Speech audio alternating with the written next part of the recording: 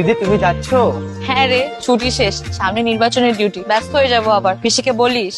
তোমার আবার কিসের ডিউটি? আরে যেন নির্বাচন ঠিক মতো হয়, যাতে কোনো ধরনের বিশৃঙ্খলা না হয়, সব দেখে রাখা লাগবে। আর এবার সরকারকে সেনাবাহিনী সাহায্য করবে, ঠিক পাহাড়ে যেভাবে আমাদেরকে দেখে রাখে, ঠিক ওরকম। এই তুই ভোটার হয়েছিস না? তুইও যাবি এবার ভোট দিতে। পিসিমা আর পিসি বাবুকেও নিয়ে যাবি ভোট দিতে, এটা তোদের দায়িত্ব। এই আমার গাড়ি চলে আসছে রে, আমি গেলাম। ঠিক আছে দিদি, তুমিও ভালো থেকো। ভালো থাকিস।